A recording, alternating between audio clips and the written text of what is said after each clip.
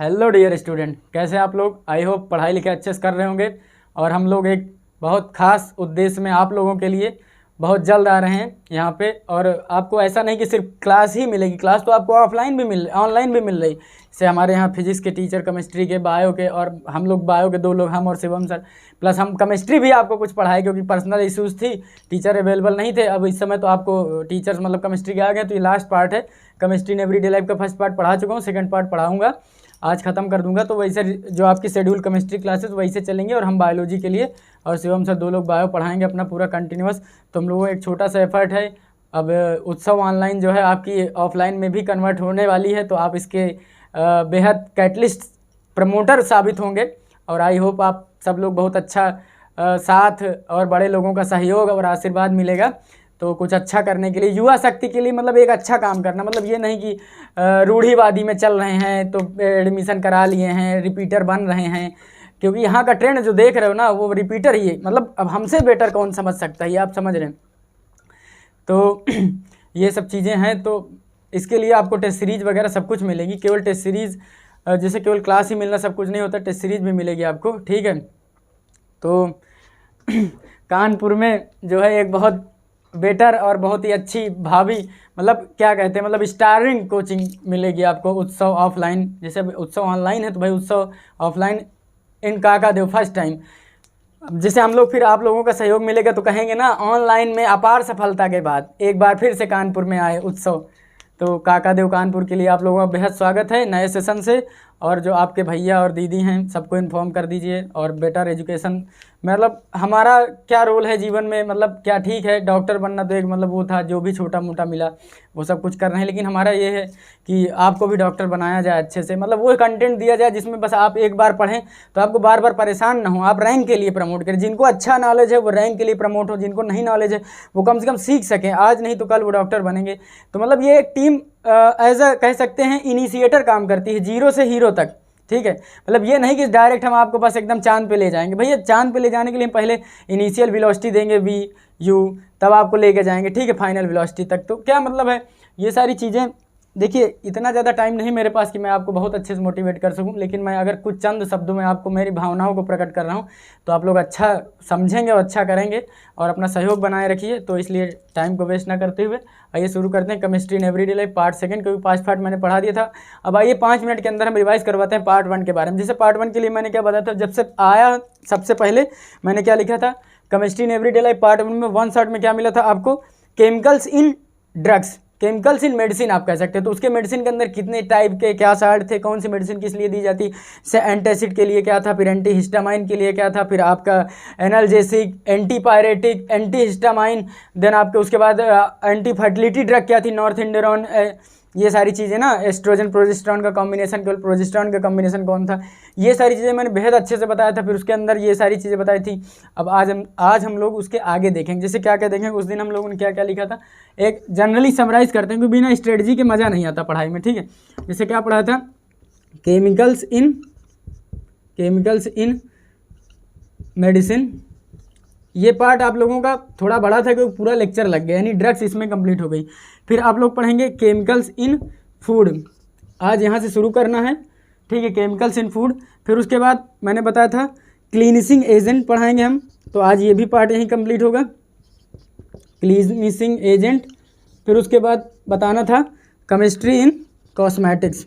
खैर chemistry in cosmetic आपकी course में नहीं है, बस थोड़ा सा रूबरू होंगे। मान लीजिए छठा पिछला कोई भी क्वेश्चन, बाउंसर क्वेश्चन आपके लिए आ गया, केमिस्ट्री इन कॉस्मेटिक्स, ठीक है। तो ये सारी चीज़ें पढ़ाएंगे। देखिए chemicals in medicine that is drugs and dyes आपके कोर्स में नहीं है बच्चा, तो ड्रग्स आपकी कंप्लीट हो चुकी है, क्योंकि एक लेक्चर ड्रग्स में लगा। भाई इंपॉर्टेंट थी, ड्रग्स में रिसेप्टर कैसे काम करते हैं पहले ये बताया गया, फिर कैसे आपका ड्रग्स बाइंडिंग रिसेप्टर कैसे काम करते हैं, बॉडी के रिसेप्टर एंजाइम कैसे काम करता है, फिर आपका ड्रग रिसेप्टर के साथ बाइंड करेगा तो कैसे करेगा, एलोस्टेरिक साइड क्या होती है, ठीक है, एक्टिवेटेड साइड क्या होती है, ये सारी चीज़ें बताने के बाद हार्मोन के बारे में कैसे लॉक एंड की मैकेनिज्म पर वर्क करता है एंजाइम्स, फिर उसके बाद तब ड्रग क्लासिफिकेशन में आया। ड्रग में बताया बहुत सारी चीज़ें, जैसे बताया ना कि एंटाहिस्टामाइन है कौन, एसिड है, और कौन सा आपके एंटी हिस्टामिनिक है, एनाल्जेसिक है, एंटी पायरेटिक है। और सारे स्ट्रक्चर, जैसे आपको 2-3 के स्ट्रक्चर बहुत ज़रूरी हैं, जैसे आप paracetamol, N acetyl para aminophenol, salicylic acid से आर्थो सैलिसिलिक एसिड जो आपकी एस्पिरिन है, जो आपका एनाल्जेसिक एंटी पायरेटिक के साथ साथ आपको हार्ट अटैक में भी दिया जा सकता है, क्योंकि वो क्या होती है, ब्लड को थिन कर देती है, ताकि जो है ब्लड आर्टरी से जितना जल्दी पास हो सके उतना ये हार्ट डिसीज़ को बहुत कंट्रोल करने के लिए बहुत अहम भूमिका निभा सकती है आपकी एस्पिरिन। उसका स्ट्रक्चर बताया, फिर बहुत सारी चीज़ें बताते हुए मैंने आपको यहाँ तक कंप्लीट कराया था। फिर एंटी फर्टिलिटी ड्रग लास्ट में पढ़ाया था, तो अगर आप नहीं देखें तो आपसे रिक्वेस्ट है, प्लेलिस्ट में आपको लेक्चर मिल जाएगा। Chemistry in everyday life part 1 या शॉर्ट 1 मिल जाएगा, शॉर्ट सेकंड है, इसमें पूरा खत्म। तो ये लेक्चर मैं कर चुका हूँ, ये आज यहाँ से नहीं बात करेंगे, तो हम लोग केमिकल्स इन फूड में बात करेंगे। फिर क्लींजिंग एजेंट में आपको 2 चीज़ें पढ़नी है, सोप्स एंड डिटर्जेंट। देखिए ये पोर्शन जो है बेहद सरफेस केमिस्ट्री में, फिजिकल केमिस्ट्री, सरफेस केमिस्ट्री में बहुत अच्छे से दिया हुआ है। What is a micelle formation and mechanism of soap, how does it work, कैसे काम करता है, ये सारी चीज़ें केमिस्ट्री में आपको सरफेस केमिस्ट्री में 12th की सेकेंड एनसीईआरटी, फर्स्ट एनसीईआरटी में मिल जाएगा, ठीक है। लेकिन यहाँ जो बातें हैं वो मैं बताऊँगा, सोप्स एंड डिटर्जेंट। फिर क्लींजिंग आपकी केमिस्ट्री इन कॉस्मेटिक में, मतलब परफ्यूम है, क्रीम, सेटाल, ये सब कैसे वर्क करते हैं, ये चीज़ें तो हम लोग पहला तो कर चुके हैं। तो जैसे इसको रफ करते हैं, ये तो आप पहले लेक्चर में देख लिए, ड्रग्स खत्म। केमिकल्स इन फूड, अब ये सोप्स एंड डिटर्जेंट और ये पढ़ना है, तो इसको अभी रफ करते हैं। पहले देखते हैं केमिकल्स इन फूड, तो हेडिंग पड़ेगी chemicals in food. Chemicals in food के अंदर क्या पढ़ना है आपको, जब आप एनसीईआरटी पढ़ते हैं, किसकी, 12th की सेकेंड एनसीईआरटी पढ़ते हैं, उसमें chemistry in everyday life chapter खोलते हैं, तो जो ड्रग एंड डाइज है वहाँ से पूरा चैप्टर जब पढ़ते हैं, तो जब आप पेज नंबर 449, जब 449 पेज नंबर पर पहुँचते हैं, तो वहाँ टॉप पे ये सारी चीज़ें लिखी, केमिकल्स इन फूड।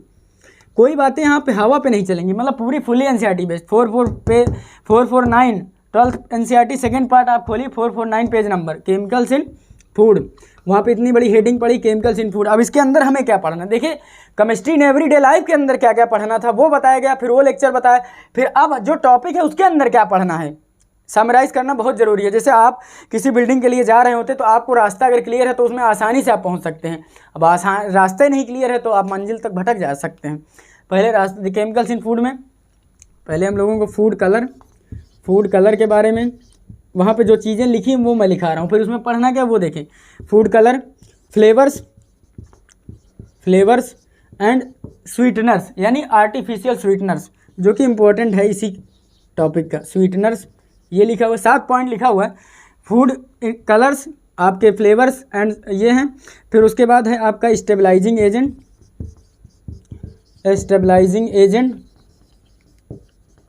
फिर anti staling agent, anti flour improvers हैं। ये फ्लोर इम्प्रूवर्स का मतलब होता है भोजन की क्वालिटी को बढ़ा देना। एंटी स्टीलिंग क्यों कहा, स्टील मतलब होता है एक चुराना होता है, एक स्टील की वो नहीं, ये एंटी स्टीलिंग, स्टील का मतलब होता है खाना बासी ना हो जाए, उसके खिलाफ। एंटी का मतलब हमेशा अपोजिट, यानी वो बासी होने से बचाया गया है, तो यानी एंटी स्टीलिंग एजेंट्स, एंटीऑक्सीडेंट, फिर स्टेबलाइजिंग एजेंट हो गया। फिर ये हो गया आपकी एक, पहला, दूसरा, तीसरा, चौथा, पांचवा। एक होगा आपका एंटीऑक्सीडेंट खत्म हुआ। हाँ, फूड प्रिजर्वेटिव्स, और लास्ट में होगा आपका, यहाँ दिख रहा है कैमरे में देखो। फूड प्रिजर्वेटिव के बाद क्या पढ़ाएंगे आपको, फूड सप्लीमेंट कौन कौन से होंगे, लाइक मिनरल मिलाए जाएंगे, विटामिन्स होंगे, और आपके साथ साथ में आपका अमीनो एसिड। तो बात करते हैं 7 पॉइंटों की। ये केमिकल्स इन फूड पहला, ये पूरा ऐसे दिखा हुआ है, पूरा आप देखिए पॉइंट में 3, 4, 5, 6, देखिए 7 पॉइंट है ना, पूरा यही एनसीईआरटी में लिखा हुआ। तो हम लोग अब इसमें क्या पढ़ना है, अब इसमें आप लोगों को पढ़ना है सर, आप लोग पढ़ेंगे फ्लेवर्स, कलर्स, इससे कोई मतलब नहीं, आप लोग पढ़ेंगे स्वीटनर्स के बारे में, आर्टिफिशियल स्वीटनर्स के बारे में, यही हेडिंग होगी। फिर उसके बाद आप स्टेबलाइजिंग एजेंट नहीं, एंटी स्टीलिंग नहीं, एंटीऑक्सीडेंट पढ़ेंगे। फिर उसके बाद आप पढ़ेंगे फ्रूट प्रिजर्वेटिव के बारे में, ठीक है। बस तो 3 टॉपिक पढ़ना है, आर्टिफिशियल स्वीटनर्स, एंटीऑक्सीडेंट। देखिए एंटीऑक्सीडेंट एनसीईआरटी कम लिखती है, लेकिन इनडायरेक्टली क्वेश्चन आ सकते हैं। एंटीऑक्सीडेंट में पढ़ाऊंगा, फूड प्रिजर्वेटिव एनसीईआरटी ने दिया है, वो पढ़ाना ही पढ़ाना है। फूड सप्लीमेंट लाइक ये सब तो हेडिंग में लिख दिया, बाकी पढ़ाया नहीं। तो कहने का मतलब है अगर मैं 7th पॉइंट को छोड़ दूं, except food supplement in like minerals, vitamins and amino acid, there is a no change in quality and quantity of the food. कहने का मतलब बच्चा, कोई भी ये ऊपर का पॉइंट जो फूड कलर फ्लेवर, ये कोई भी एनर्जी रिच कंपाउंड नहीं बना पा रहा है भाई। अगर आप फ्लेवर बदल दे रहे हैं, कलर चेंज कर दे रहे हैं, इसका ये सब कर दे रहे हैं, तो वो अट्रैक्टिव हो सकता है भाई, वो भोजन अट्रैक्टिव हो सकता है, वो लॉन्ग टाइम के लिए, ड्यूरेशन के लिए चल सकता है, लेकिन वो कभी भी फूड सप्लीमेंट यानी फूड न्यूट्रिएंट वैल्यू को नहीं इंक्रीज करेगा। एक्सेप्ट 7 पॉइंट, अगर हम मिनरल और विटामिन अमीनो एसिड की क्वालिटी को बढ़ा देंगे तो भाई वो सप्लीमेंट एनर्जी प्रोवाइड कर सकता है, लेकिन यही एनसीईआरटी लिखती है except 7 point none of the above point add to supplement like energy, किसी में एनर्जी नहीं प्राप्त होती। ठीक है, ये बातें आपकी मोटी मोटी समझ में आई। तो हम लोग हेडिंग डालिए artificial sweeteners. Sweeteners, artificial sweetener की यूज़ कहाँ से हुई? आर्टिफिशियल स्वीटनर की वो यूज हुई जैसे कि आपको कैलोरी भी नहीं चाहिए और आपको मीठे का स्वाद भी लगे, आपको कैलोरी भी नहीं चाहिए और आपका मीठापन का स्वाद भी लगे, तो उसके लिए बनाए गए आर्टिफिशियल स्वीटनर। आर्टिफिशियल और कृत्रिम, हिंदी में कहते हैं कृत्रिम, यानी उनको कुछ छेड़खानी करके बनाया गया, वो नेचुरल नहीं है, दैट इज़ आर्टिफिशियल। ठीक है, आर्टिफिशियल का मतलब ही होता है कि वो कृत्रिम है। आर्टिफिशियल स्वीटनर्स क्यों नाम पड़ा?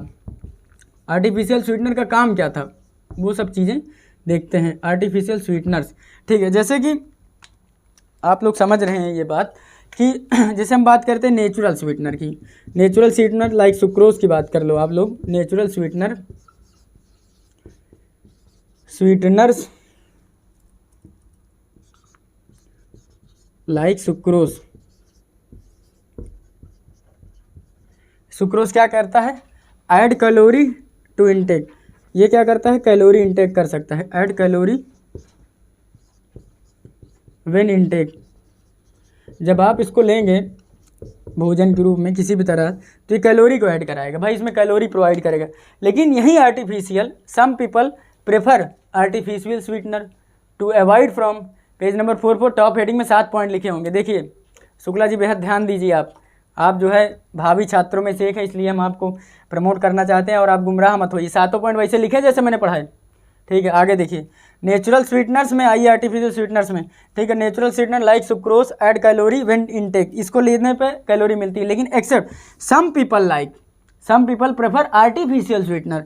कुछ व्यक्ति जो होते हैं वो क्या करते हैं, इसको लेना पसंद करते हैं। किसे पसंद करते हैं? आर्टिफिशियल स्वीटनर को। Some people prefer artificial sweetener. Why some people prefer artificial sweetener? Because they does not want to take calorie due to some problem like diabetes. Diabetic person, आप अपने क्षेत्र में देखिए, अपने एरिया में देखिए, कोई ना कोई एक डायबिटिक पर्सन हो जिसे मधुमेह रोग होगा। ठीक है, मधुमेह रोग, डायबिटिक पेशेंट, या हिंदी में एक दो और रोग का नाम कहते हैं। तो डायबिटीज़ जिसको होगी वो भैया उसको मीठा पसंद होगा, ऐसा नहीं कि उसे चाहता नहीं, लेकिन डॉक्टर उसको मना किए हैं, वह को मीठा नहीं लेनी है, कैलोरी नहीं लेनी है, क्योंकि इंसुलिन जो हमारी पैंक्रियाज इंसुलिन बना रही है। देखिए इंसुलिन के अंदर जो होता है आपके एक्सोक्राइन पोर्शन में होता है, एंडोक्राइन पोर्शन होता है, alpha beta gamma delta cell होता है। अल्फा सेल ग्लूकागॉन निकालता है, बीटा सेल आपकी इंसुलिन निकालती है। बीटा सेल की इंसुलिन की कमी की वजह से हमें डायबिटीज़ होती है। डायबिटीज़ में आपको क्या नहीं लेना है? शुगर नहीं लेनी है, तो शुगर का स्वाद भी है, शुगर ना भी लेनी, कैलोरी ना ले। इसके लिए क्या होता है, आर्टिफिशियल स्वीटनर कुछ लोग पसंद करते हैं लेना, तो ये some people prefer artificial sweetener. ठीक है, अब उसमें आर्टिफिशियल स्वीटनर में क्या होंगे वो उसके बारे में चर्चा करेंगे। सैक्रीन है, सुक्रालोस है, एलिटेम है, उसका स्वीटनिंग इंडेक्स क्या है वो चर्चा करेंगे लेक्चर के अंदर। आइए देखते हैं। ठीक है, मज़ा आ रहा है? आइए देखते हैं। आप आर्टिफिशियल स्वीटनर में पहली हेडिंग डालिए एस्पार्टेम की। किसकी? एस्पार्टेम की। बोलते रहिए, हमेशा याद रहेगा। Most successful and widely used artificial sweetener agent. Most successful का क्या मतलब बताएं? क्या ये पेपर ऊपर निकाल के आए हैं क्या सक्सेसफुल है? नहीं, मतलब इनको लेने में हमें कोई साइड इफेक्ट नहीं हो रहा है, इसलिए सक्सेसफुल हैं और ज़्यादातर लिए जाते हैं। Most successful and widely used. देखिए अगर आपकी एनसीईआरटी से डिक्टो लाइन बनती है आपके किसी भी स्टेटमेंट में, तो वो मेरे इसमें पड़ा होगा एकदम उसमें सटीक पॉइंट में। Most successful and widely used artificial sweetener agent, काम चलाइए शॉर्ट्स, आर्टिफिशियल स्वीटनर एजेंट। ठीक है, ये एस्पार्टेम की बात हो रही। अब एस्पार्टेम की कुछ कमियां हैं, कुछ अच्छाइयां हैं। ये अब हम क्या करेंगे, केन शुगर, जो नॉर्मल हमारी केन शुगर, टेबल शुगर यानी सुक्रोस है, जो हम चीनी घर में यूज करते हैं, नॉर्मल यूज करते हैं, जिसमें चीनी का स्वाद भी मिलता है और कैलोरी भी मिलती है, उसके कंपेयर में कितना स्वीट होता है, उसको हम स्वीटनिंग इंडेक्स कहते हैं। जो केन शुगर के कंपेरिजन में कितना मीठा होगा वो स्वीटनिंग इंडेक्स के तहत आता है। ठीक है, जैसे आप लोग अगर BMI पढ़े होंगे, बॉडी मास इंडेक्स, अगर आप फिजिकल एजुकेशन आपके सब्जेक्ट में रही होगी तो आप बॉडी मास इंडेक्स पढ़े होंगे। आपकी कितनी एज है, कैलकुलेटेड एज अपॉन हाइट, कितनी हाइट है, कितना वेट है, ये एक पर्टिकुलर डेटा के अंदर अगर आप आ रहे हैं तो आप फिजिकली फिट हैं, अगर नहीं आ रहे हैं तो आप फिजिकली अनफिट हैं। तो BMI यानी किसी चीज़ का इंडेक्स उसके रिप्रेजेंटेशन को बताता है। तो उसी तरह स्वीट को कितना मीठा है, किसके कंपेयर में, सुक्रोज के। सुक्रोज क्या है, केन शुगर। केन शुगर क्या है, नेचुरल स्वीट है, जो टेबल शुगर जो हम लोग खाते हैं उसके रिस्पेक्ट में कितना है। जैसे एस्पार्टेम 100 है, अभी सुक्रालोस 550, उसके बाद आपका एलिटेम 2000 गुना है। तो सबका अपना अपना स्वीटनिंग इंडेक्स है। नेक्स्ट पेज पलटो, नेक्स्ट पेज। ठीक है, aspartame most successful and widely used है। इसका स्वीट कितना स्वीट होगा, 100 time as sweet as cane sugar. कितना, 100 टाइम, 100 गुना ये क्या होता है, केन शुगर से ज़्यादा मीठा होता है। तो इसका स्वीटनिंग इंडेक्स कितना हुआ, 100 टाइम। किसका, एस्पार्टेम का। पूछा जा सकता है डायरेक्ट क्वेश्चन। ठीक है, उसके बाद आइए, ये इनकी एक और सबसे वो होती है, ये देखिए कहा था मोस्ट सक्सेसफुल है इसलिए डायबिटिक पेशेंट इसे ले सकते हैं, लेकिन एक चीज़ इसमें इसके अंदर कमियां हैं कि ये अच्छा इसकी बात कर लेते हैं किससे बना होता है। It is made up of, ठीक है, इट इज़ मेड ऑफ, दिख रहा है यहाँ, मेथिल ईस्टर ऑफ किसका, saccharic acid and palmitic acid. किसका, नहीं दिख रहा है, saccharic acid and palmitic acid, इनसे मिलके क्या होगा, ये बना होगा saccharic acid and palmitic acid. बस दिख रहा है, चलें, क्या होता है, methyl ester. It is a methyl ester of saccharic acid and palmitic acid. ठीक है, बस हो गया। यूज बताते हैं, देखिए हेडिंग तो एस्पार्टेम ही रहेगी, एक पॉइंट और लिखा है, use of aspartame is limited. यही बात है, जो एस्पार्टेम जब आप पढ़ते हैं तो वहाँ पे देखिए लिखा होगा, use of aspartame is limited due to its limited use in soft drink में ही लिया जा सकता है। क्यों, क्योंकि they are unstable at cooking temperature, वो कुकिंग टेम्परेचर पर अनस्टेबल हैं। ठीक है, तो इसीलिए उनका क्या है, ये लिमिटेड यूज है। Use of aspartame is limited. क्यों, यूज इसका क्या है, यार ये मारकर मज़ा नहीं आ रहा, राइटिंग क्यों नहीं बन रही आज मेरी कहाँ गया नया वाला, ये पुराना फेंक दिया क्या, चलो कोई नहीं। यूज क्या है इसका, यूज क्या है, लिमिटेड यूज। तो why we say limited use because they are unstable at cooking temperature. Cooking temperature पे ये अनस्टेबल है। ये क्वेश्चन आया 2014 में कि बताइए कौन सी शुगर है जो कुकिंग टेम्परेचर पे नहीं स्टेबल है, तो आप बताएंगे एस्पार्टेम। कहाँ यूज करेंगे आप इसे, cold food and soft drink. जो आप ठंडे में, जैसे फ्रीजर वगैरह में जो चीज़ आप रख सकते हैं, यानी उसको हीट करने की कोई ज़रूरत नहीं, आप उसको एज इट इज़ यूज कर सकते हैं कोल्ड कंडीशन में ही, जैसे कोल्ड ड्रिंक, सॉफ्ट ड्रिंक। तो cold food and soft drinks, उसके लिए ये एस्पार्टेम आपकी काफ़ी अच्छी है। ठीक है, लेकिन और उसका लिमिटेड यूज है भाई, आप कुकिंग टेम्परेचर उसको यूज ही नहीं कर सकते एस्पार्टेम को। इसके बाद ये पहला आर्टिफिशियल स्वीटनिंग खत्म हुई। आइए दूसरा देखते हैं, सैक्रिक एसिड। क्या, सैक्रिक एसिड है क्या, केमिकली बात करते हैं सैक्रिक एसिड की। हेडिंग किससे डालें, ब्लैक से। आइए देखते हैं सैक्रिक एसिड क्या है। ये सैक्रिक एसिड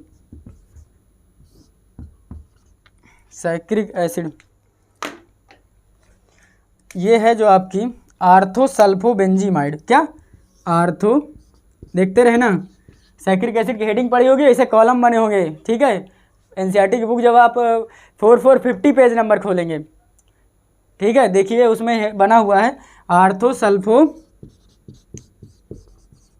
आर्थोसल्फो बेंजीमाइड, यानी इमाइड ग्रुप होगा बेंजीमाइड। कैसे स्ट्रक्चर बना होगा एक बार ध्यान दीजिए, इधर इधर देखिए, इसका स्ट्रक्चर बना होगा कुछ ऐसा।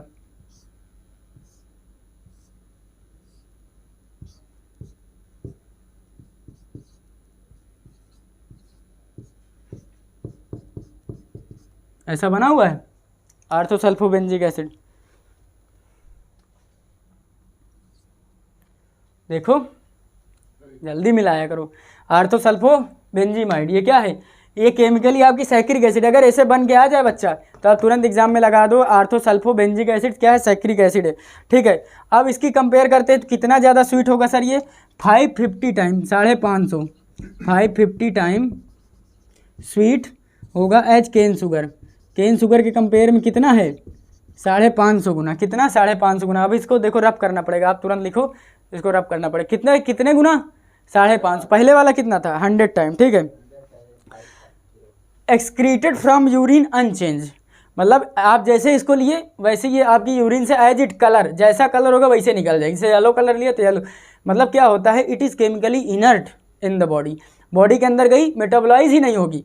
तो आपको क्वेश्चन ऐसे पूछेगा, which of the following sweetening agent is which is directly not metabolise in the body, body के अंदर मेटाबोलाइज नहीं होती, केमिकली इनर्ट होती। तो आप आंसर लगाएंगे सैक्रिक एसिड। यह क्वेश्चन पूछा, इसका स्वीटनिंग इंडेक्स बताइए 550 टाइम। केमिकली क्या है? Saccharic acid, आर्थोसल्फोबेंजोइक acid. क्या स्ट्रक्चर छप के आ गया? तब भी हम लगा देंगे। बेंजीमाइड इमाइड ग्रुप है, सल्फो देखो आर्थो पे, आर्थोसल्फो बेंजीमाइड, बेंजीन के अंदर ये रिंग लगी यार। मतलब केमिकल स्ट्रक्चर बता दिया, दूसरा नाम बता दिया, स्वीटनिंग इंडेक्स बता दिया, ये मेटाबोलाइज नहीं हो सकता। अब इससे ज़्यादा एग्जामिनर क्या क्वेश्चन बना देगा यार? अब वो हद पार कर दिया एनसीईआरटी से बाहर, तब भी, क्योंकि एनसीईआरटी से बाहर नहीं आ सकता, कोई भी पॉइंट मैं छोड़ नहीं रहा हूँ। ठीक है, केमिकली इनर्ट रफ कर सकते हैं इसको, chemically inert does not metabolise in the body. Chemically क्या होगा? Inert does not metabolise in body, excreted through urine unchange, मतलब कोई बदलाव नहीं होगा। मतलब सब देखिए, एनसीईआरटी की एक एक लाइन आपको मिलेगी, एक एक डिक्टो वर्ड मिलेंगे, ताकि आपको कहीं भी डाउट ना रह जाए। ठीक है, ये क्या हो गया? ये इसके बारे में ख़त्म हो गया। ठीक है, पीपल ग्रेट वैल्यू क्या है इसका? People diabetic people like to take it because it is chemically and physically same as cane sugar. ये दिखने में भी और स्वाद में भी केन शुगर की तरह होती है, मतलब नॉर्मल शुगर की तरह, इसलिए डायबिटिक पर्सन इसे यूज़ करते हैं। तो यूज में लिख सकते हैं आप, यूज में आप यहाँ लिखेंगे diabetic person prefer it, diabetic person prefer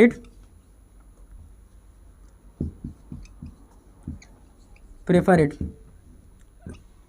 बस ख़त्म करिए। डायबिटिक पर्सन इसे लेते हैं क्योंकि ठीक है। उसके बाद सुक्रालोस पढ़ाऊंगा। सुक्रालोस क्या है? ट्राइक्लोरो डेरिवेटिव ऑफ सुक्रोस, नाम ही पढ़ा। Sucralose trichloro derivative of sucrose. Sucrose में छेड़खानी करके 3 क्लोरीन लगाना है, ट्राइक्लोरो डेरिवेटिव बन जाएगा आपका स्ट्रक्चर। आप एनसीईआरटी में बना है तो आप देखते रहिए। क्या लिखना है? सुक्रालोस, एक सैक्रिक एसिड था, ये सुक्रालोस है।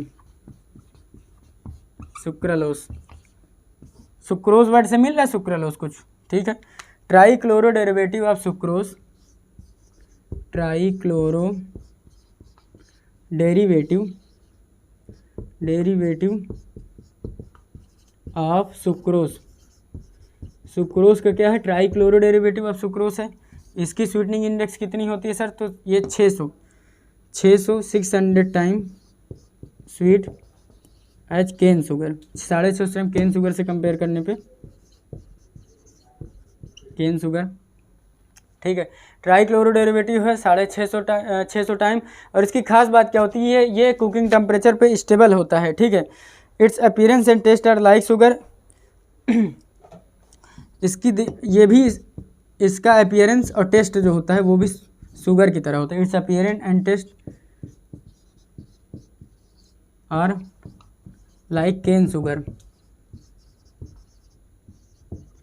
सबसे जो खास बात, स्टेबल एट कुकिंग टेम्परेचर। तो ये क्वेश्चन पूछा गया कौन है इसमें, अभी recently Orissa 2019 stable at cooking temperature.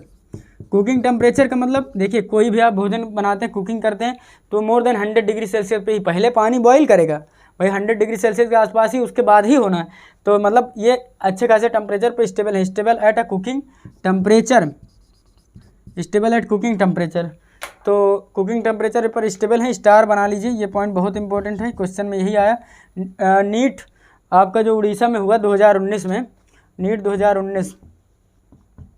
2019 Orissa, यही क्वेश्चन है, which are the following is a stable at cooking temperature, sucralose, या कहेगा not stable at cooking temperature यानी लो टेम्परेचर पे ही है, सॉफ्ट ड्रिंक उसके लिए है, तो आप पहला वाला लगाएंगे एस्पार्टेम, सुक्रालोस। इसके बाद आपका एक और बचा है एलिटेम, ठीक है, आइए आगे देखते हैं एलिटेम। एलिटेम का क्या खास बात है, उसका स्वीटनिंग बहुत ज़्यादा हाई पोटेंसी स्वीटनर है, क्या है, हाई पोटेंसी स्वीटनर्स। उसका स्वीटनिंग एक्शन कंट्रोल करना बहुत मुश्किल हो जाता है, क्योंकि वो इतना ज़्यादा होता है, स्वीटनिंग इंडेक्स अभी आप देखेंगे 2000 गुना, 2000 टाइम, मतलब आप समझ सकते हैं। लेकिन वो भी कहीं ना कहीं अनस्टेबल होता है, लेकिन किससे, एस्पार्टम से ज़्यादा स्टेबल होता है। सारी बातें आपको इतने में ही लपेट दी, क्या है, आप एलिटेम पढ़ेंगे,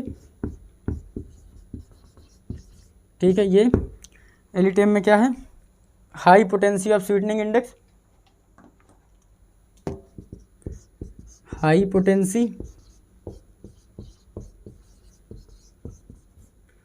potency of sweetening is,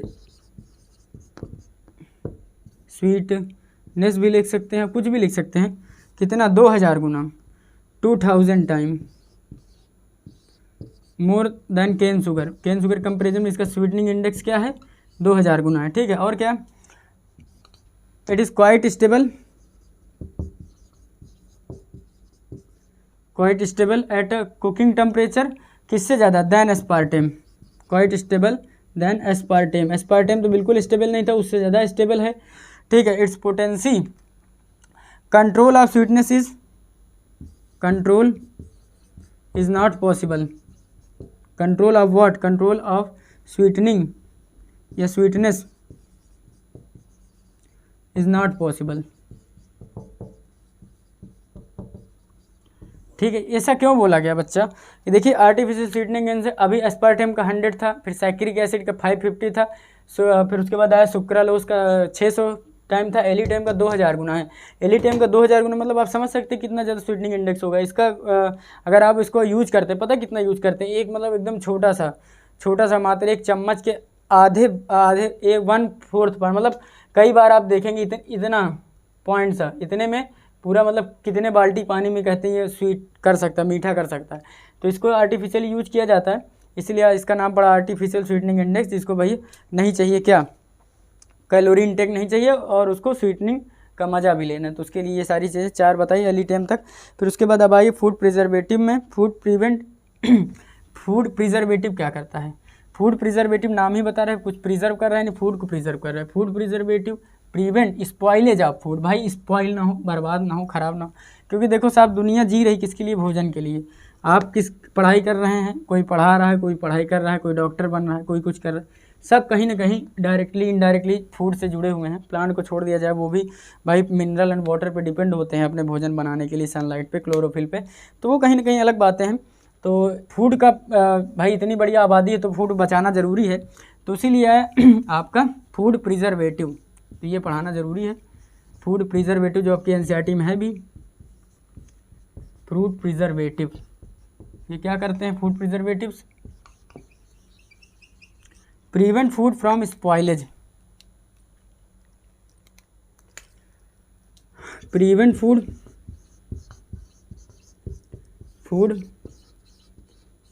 from spoilage, spoil ना हो, ख़राब ना हो, from spoilage due to microbial growth. किसके कारण भाई, माइक्रोबियल ग्रोथ के को प्रिवेंट कर देगा स्पॉइलेज ऑफ फूड, अपने आप ऑटोमेटिक कंट्रोल होगा, यानी फूड प्रिजर्वेटिव ऐसे यही काम करता है, ड्यू टू माइक्रोबियल ग्रोथ। अब जो कॉमन फूड प्रिजर्वेटिव हैं जो आपके घरों में जनरली यूज होता है, अभी बहुत सारी चीज़ें, तो मोस्ट कॉमनली यूज प्रिजर्वेटिव कौन से हैं, most commonly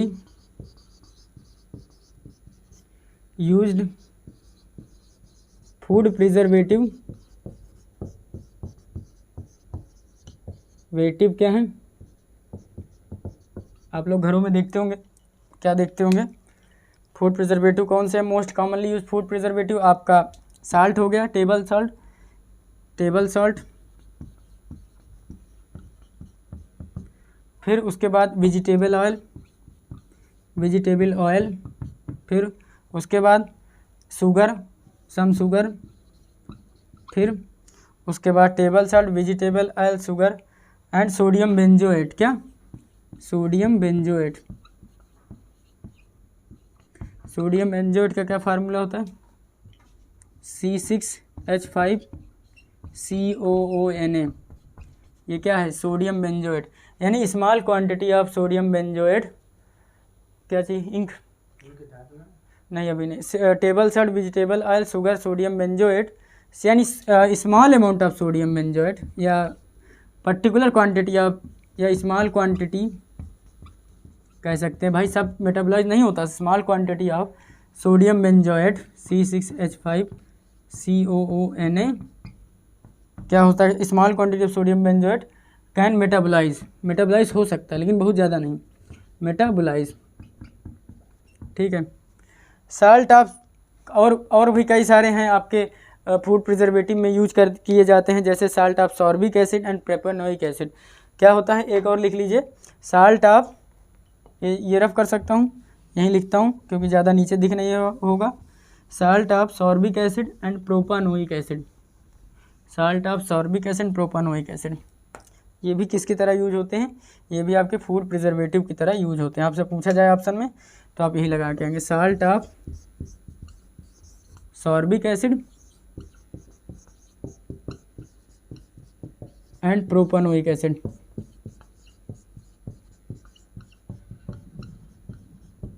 salt of sorbic acid, propanoic acid. ठीक है, देखिए ये हो गया।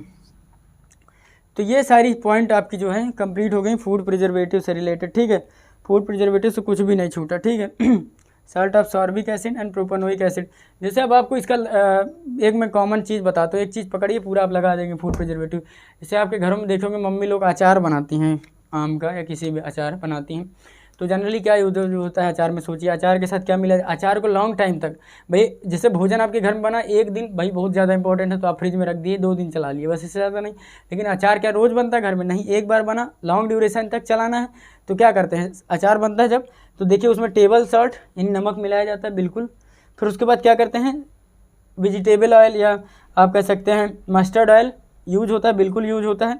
फिर उसके बाद शुगर, उसमें जैसे गुड़ वगैरह डाल देते हैं, जैगरी या आप शुगर कह लीजिए, मीठा तो देगा वो भी, शुगर डालते हैं। फिर सोडियम बेंजोएट, यानी आप सोडियम बेंजोएट तो नहीं पता, लेकिन वहाँ एसिटिक एसिड सिरका यूज होता है, तो उसी के जगह पे आप इसका मतलब सब्सटीट्यूट ले सकते हैं। तो sodium benzoate, sugar, vegetable table salt, ये फूड प्रिजर्वेटिव है, plus salt of sorbic acid, plus आपका प्रोपेनोइक एसिड, ये भी यूज हो सकता है फूड प्रिजर्वेटिव की तरह।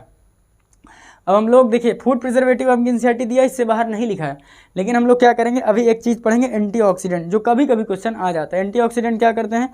Compound which is use to prevent oxidation of food, oxidation of food से, जैसे यहाँ पे फूड को स्पॉइलेज होने से बचाया है। कुछ फूड है जिसको ऑक्सीडेशन हो जाएगा तो वो ख़राब हो जाएंगे, जैसे आपके बिस्किट्स हैं, क्रैकर्स हैं, जो आपको भाई देखिए जब आप नमकीन वगैरह खरीदते हैं, बिस्किट खरीदते हैं, चिप्स खरीदते हैं, तो उसमें काफ़ी अमाउंट में गैस भरी होती है। ठीक है, वो एंटीऑक्सीडेंट की तरह यूज होती है। कौन सी? NO2 gas, nitride, NO3- gas, nitride gas, ये सारी चीज़ें यूज होती हैं। ठीक है, वो भी दिखाता हूँ कैसे। तो व्हाट इज़ फूड प्रिजर्वेटिव? तो देख लिया आप लोग एंटीऑक्सीडेंट क्या होते हैं। देखिए हेडिंग जब मैं आया था तो तभी डलवा दिया था, क्या क्या पढ़ना है आपको। फूड प्रिजर्वेटिव पढ़ना था, एंटीऑक्सीडेंट पढ़ना था, आर्टिफिशियल स्वीटनिंग इंडेक्स यानी आर्टिफिशियल स्वीटनर्स पढ़ने थे, तो आर्टिफिशियल स्वीटनर्स आपने पढ़ लिया, फूड प्रिजर्वेटिव पढ़ लिया। अब आप एंटीऑक्सीडेंट पढ़ लीजिए, तो यानी केमिकल्स इन फूड खत्म हो जाए। फिर क्लींसिंग एजेंट में आए हम लोग, सोप और डिटर्जेंट पढ़ेंगे। ठीक है, बस आपका चैप्टर एकदम बेहद धीरे धीरे अपने एंड की ओर बढ़ता जाएगा। ठीक है, उसके बाद आइए आप हेडिंग डालिए, फूड प्रिजर्वेटिव हो गया तो एंटीऑक्सीडेंट। एंटी का मतलब मैंने बताया था हमेशा अपोजिट होता है, ऑक्सीडेशन के opposite antioxidant. The agent which is opposite to oxidation, antioxidant, ठीक है। What is antioxidant? Prevent food from oxidation,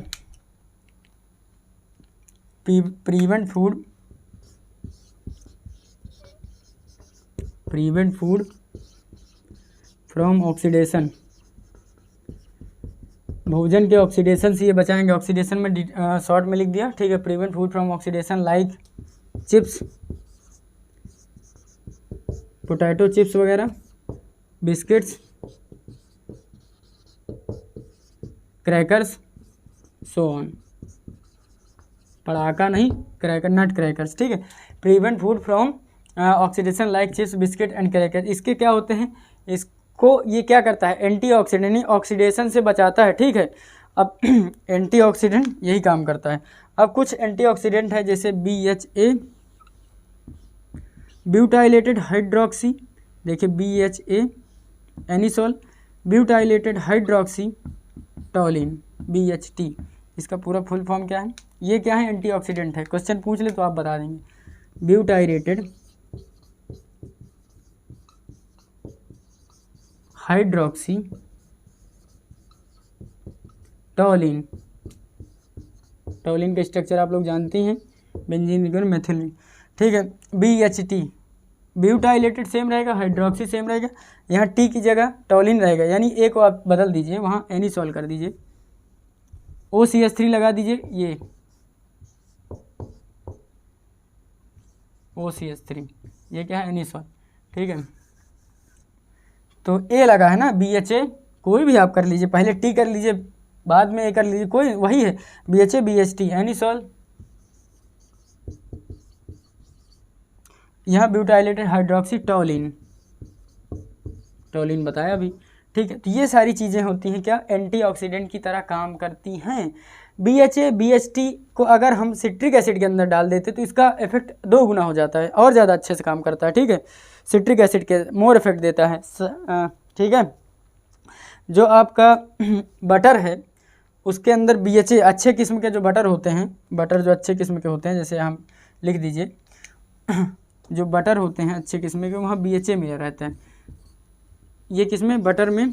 अगर इसको मिला दिया जाए तो बटर की लाइफ अगर मंथ है तो ईयर्स में कन्वर्ट हो जाएगी, month two year, month two years. अगर महीनों चल रहा है तो सालों चलेगा। कौन सा? BHA अगर मिला देते हैं, ठीक है, BHA यूज कर देते हैं। एक पॉइंट और है जो बहुत खास है, अगर BHA BHT तो अच्छे हैं, इनको साथ में ले रहे हैं आप, प्लस अगर इसके साथ आप सिट्रिक एसिड में इसको डाल दे रहे हैं, BHA BHT in solution of citric acid, तो इसका इफेक्ट और बढ़ जाता है, मोर इफेक्टिव हो जाते हैं, ठीक है। यह लिखा हुआ है BHA प्लस BHT, ये उठा लीजिए आप, इसको किस में पुट करिए? सिट्रिक एसिड में, सिट्रिक एसिड में। तो ये क्या हो जाएगा? सिट्रिक एसिड के अंदर मोर इफेक्टिव, मोर इफेक्टिव, ज़्यादा इफेक्ट शो करेगा, मोर इफेक्टिव। यानी ये एंटीऑक्सीडेंट बहुत तगड़ा होगा, बहुत अच्छे से फूड को प्रिजर्व करेगा, फूड के ऑक्सीडेशन से बचाएगा, ठीक है। BHA and BHT in presence of citric acid, या citric acid in presence of BHA and BHT is a more effective and act as a antioxidant for food items, ठीक है। ये सारी चीज़ें आपकी कंप्लीट हुई। तो खैर इसको तो रट लेंगे, अगर नहीं रट पा रहे हैं तो एक बहुत कॉमन तरीका है, हाँ, SO2 और सल्फाइट भी होते हैं क्या? SO2 and sulphite are also used as, इसके साथ साथ और देखिए sulphur dioxide, SO2 and sulphite ion,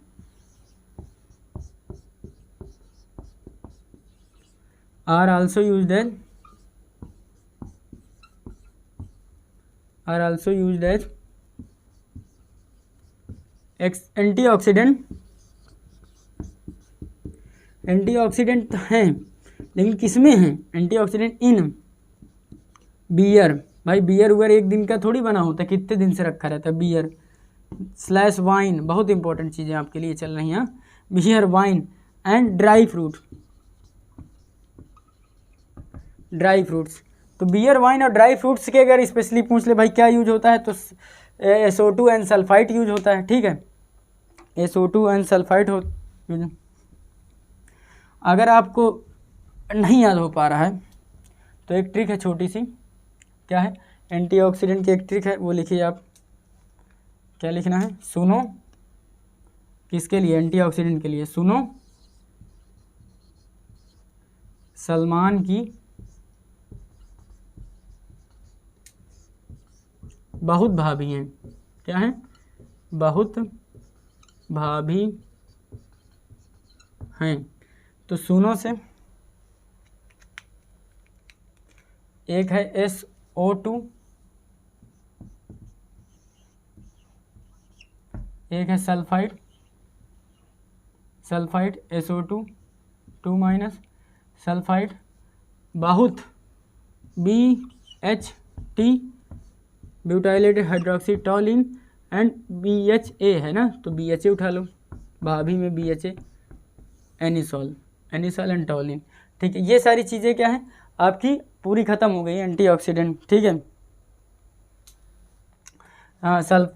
SO2 sulphur dioxide and sulphide, यानी SO3 2 माइनस होगा ना, ठीक है। तो sulphur dioxide, sulphide and BHT, BHA, BHT अगर सिट्रिक एसिड प्रेजेंस में तो और अच्छा है। तो सुनो सलमान की बहुत भाभी हैं, तो सुनो सलमान हो गया, बहुत BHT, भाभी BHA, बस ख़त्म हो गई, ये एंटीऑक्सीडेंट की ट्रिक हो गई। तो ये ख़त्म हुई आपकी एंटीऑक्सीडेंट, ये मतलब केमिस्ट्री इन फूड्स यानी केमिकल्स इन फूड ख़त्म हुआ। अब मैं आपको पढ़ाऊँगा cleansing agent. 2 type of detergent present होते हैं, कितने, 2 प्रकार के, कौन कौन से, एक है आपका सिंथेटिक डिटर्जेंट जो है ये, एक सोप है, ये दोनों सब डिटर्जेंट के अंदर ही आते हैं, ठीक है। अब हम लोग पढ़ेंगे केमिकल्स इन क्लींसिंग एजेंट या सीधा क्लीनिसिंग एजेंट, हेडिंग डालेंगे आप लोग क्लीनिसिंग एजेंट, यानी सफाई कैसे करनी है वो बताएंगे, सुंदर कैसे होना है वो बताएंगे, अपने आप को हेल्दी कैसे रखना है, फूड प्रिजर्वेटिव वगैरह यानी अच्छा भोजन यूज करना है, चिप्स वगैरह ये सब चीज़ें नहीं यूज करना है, और क्या है, और आपकी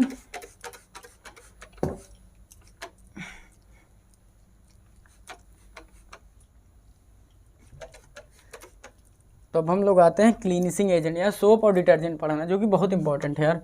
soap and detergent, soap and detergent आपने खत्म कर लिया, पूरे चैप्टर की जान खत्म हो गई। अभी रिसेंटली जो 2020 का क्वेश्चन था वो इसी टॉपिक से आया है भाई, आपके सोप एंड डिटर्जेंट से, यानी कटाइनिक डिटर्जेंट पूछा था। सेटिल ट्राइमिथिल अमोनियम ब्रोमाइड कैसे बनता है, अभी एक एक स्ट्रक्चर दिखाता हूँ। सेटिल ट्राइमिथिल अमोनियम ब्रोमाइड का स्ट्रक्चर कैसे बनता है, 2020 का रिसेंट क्वेश्चन पूछा था, which of the following is a cationic detergent, तो आंसर गया था सेटिल ट्राइमिथिल अमोनियम ब्रोमाइड, ठीक है।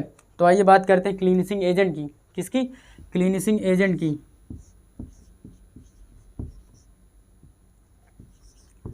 क्लीनिसिंग एजेंट, क्लीनिसिंग एजेंट में क्या पढ़ना है, soap and detergent, soap and detergent, 2 type of, क्या, 2 type of detergent are used, 2 type of detergent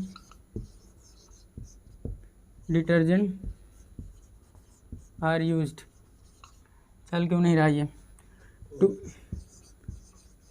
2 type of, ये भरो, ठीक है। एक है सोप, एक है सिंथेटिक डिटर्जेंट, क्या है, 2 type of detergent are use, एक है सोप, पहला आपका होगा हेडिंग में सोप, कहाँ गया ग्री, इसे लिखते हैं, एक सोप होगा SOAP सोप, एक होगा सिंथेटिक डिटर्जेंट यानी सोपलेस सोप, एक होगा सिंथेटिक डिटर्जेंट। अभी पूरा डिटेल में पढ़ते हैं, पहले सोप पढ़ लीजिए। सिंथेटिक डिटर्जेंट, क्या, सिंथेटिक डिटर्जेंट, सोप के अंदर आप बहुत इंपॉर्टेंट रिएक्शन सैपोनिफिकेशन पढ़ेंगे, और सिंथेटिक डिटर्जेंट को सोपलेस सोप कहते हैं, वो सिंथेटिक डिटर्जेंट जब पढ़ाऊंगा तब बताऊंगा, ठीक है, हो गया। चले, सोप किससे मिलकर बना होता है, sodium and potassium salt of long chain of fatty acid. Soap क्या है, सोप के बारे में लिखिए पहले हेडिंग, इसको 2 पॉइंट है उसमें हम लोग सोप की हेडिंग डालेंगे, अब आप लोग अलग लिखेंगे, यहाँ पे रब कर दे रहा हूँ मैं, सोप की हेडिंग कंटिन्यू कर रहा हूँ, ठीक है। सोप्स आर क्या है, soaps are sodium and potassium salt, भर गया, sodium and potassium salt, sodium and potassium salt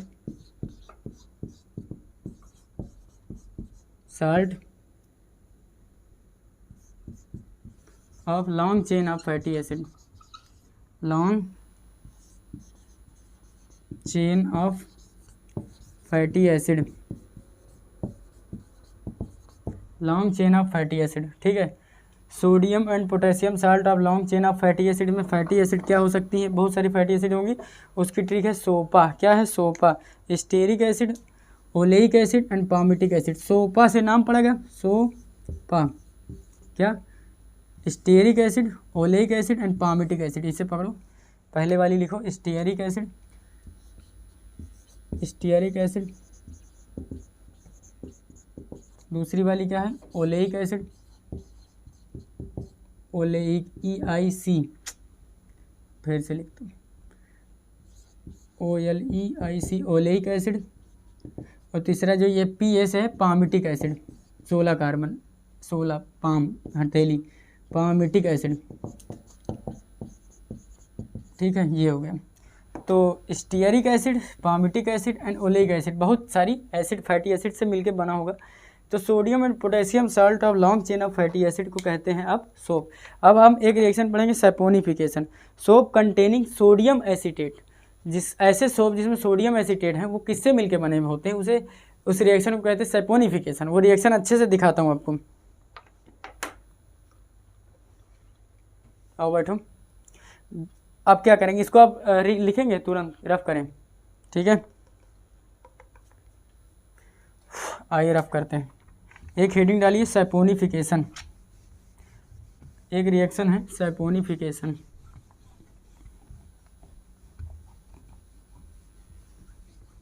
क्या है सैपोनिफिकेशन,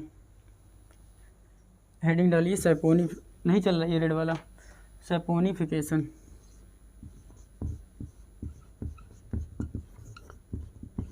सैपोनिफिकेशन क्या होती है, ये रिएक्शन है सैपोनिफिकेशन।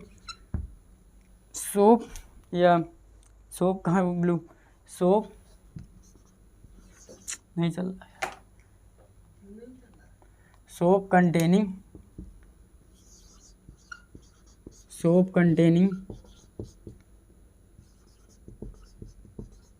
सोडियम साल्ट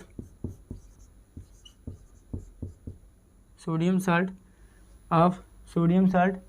सोप देखिए सैपोनिफिकेशन है, सोपनिफिकेशन कुछ लोग पढ़ते नहीं, ऐसे है सैपोनी। सोप कंटेनिंग सोडियम साल्ट, ठीक है, are found by heating, sodium salt are formed by heating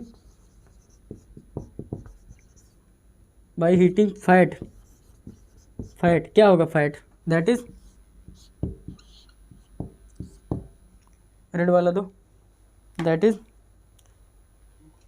ग्लिसरील ester of fatty acid. क्या glyceryl ester of fatty acid with aqueous NaOH, कैसे विथ एक्वस NaOH। NaOH की reaction glyceryl ester of fatty acid से करा देने पे जो sodium containing salt मिलेगा उसी को कहेंगे सोप, या प्रोसेस कहती है सोप सैपोनिफिकेशन। क्या सैपोनिफिकेशन बहुत इंपॉर्टेंट रिएक्शन है और हर बार आई है आपके एग्जाम में, ठीक है।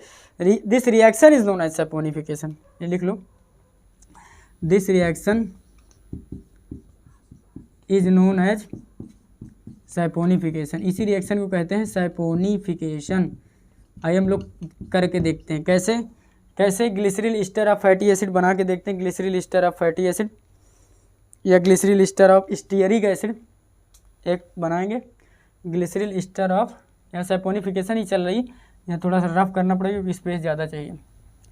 क्लींसिंग एजेंट भी रफ करो, आप लोग हेडिंग क्लींसिंग एजेंट ही पढ़ रहे हैं, हम लोग सोप पढ़ रहे हैं, ठीक है। इसके बाद सिंथेटिक डिटर्जेंट पढ़ेंगे, ठीक है।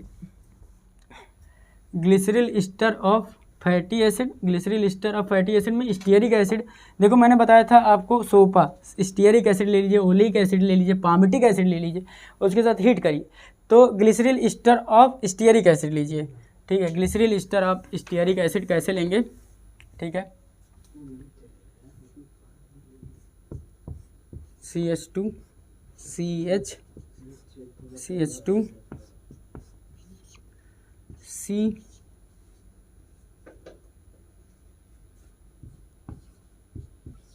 ठीक है, CH2 C double bond O, ठीक है, CH2 O, बीच में एक और लगाइए। आप इस चीज़ को इधर घुमा दीजिए, बात तो वही पड़ेगी, तो ब्रॉन्ड को ब्रेक कराने में आसानी होगी। O C double bond O, ये हो गया।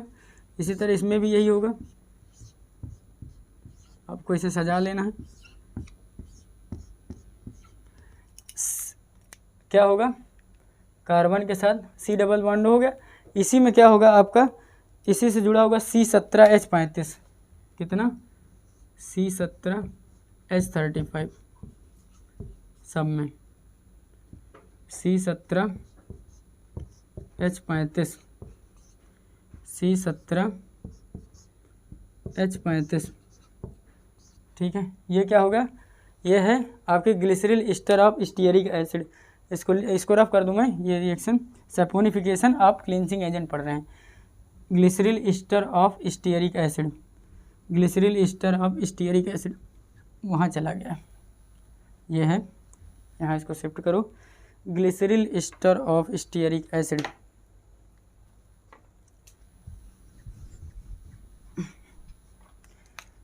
ये क्या है, जो स्ट्रक्चर बना, glyceryl ester of stearic acid, यही मैंने बताया था, glyceryl ester of any acid with NaOH, NaOH की रिएक्शन करा दो, प्लस NaOH सोडियम हाइड्रोक्साइड, जो मिला वो रिएक्शन क्या कहलाएगी, सैपोनिफिकेशन कहलाएगी। क्या कहलाएगी, सैपोनिफिकेशन। देखो कैसे टूटेगा बॉन्ड, यहाँ से कौन सा पेन से दिखाया जाए, ब्राउन ब्राउन ब्राउन था ना, ये है। यहाँ से बच्चा बॉन्ड तोड़ दो, यहाँ से स्प्लिट करो, दिख रहा होगा कैमरे में आई होप। यहाँ से तोड़ो, यहाँ H दो, उधर OH देते हैं जनरली, यहाँ H देते हैं, और इधर क्या देते हैं, दिख रहा होगा कैमरे में, H देते हैं, इधर OH देते हैं। OH ना दे के ONA दे दो, क्योंकि यहाँ डायरेक्ट करा लो, ONA दे दो, इधर भी H और इधर ONA, इधर भी H और इधर ONA, तोड़ दो, सब टूट गया। इधर HOH देते हैं, HOH, ठीक है, जब भी बॉन्ड को स्प्लिट करते हैं HOH दिए इन प्रेजेंस ऑफ वाटर, यहाँ NaOH के प्रेजेंस में, तो ONA यानी ये positive, H plus ONA minus negative, ये टूट जाएगा, ठीक है। तो ये H इधर ऑक्सीजन के साथ आ गया और वो बन गया। तो अब आपका देखिए क्या रिएक्शन तैयार होगा, ठीक है। इसको स्प्लिट करके लिख लीजिए, तो ये आपका तैयार होगा C17, शायद ना दिख रहा हो, ठीक है, कैमरे में नहीं दिख रहा हो तो देख लेता हूँ मैं एक बार, अच्छे से दिख रहा होगा,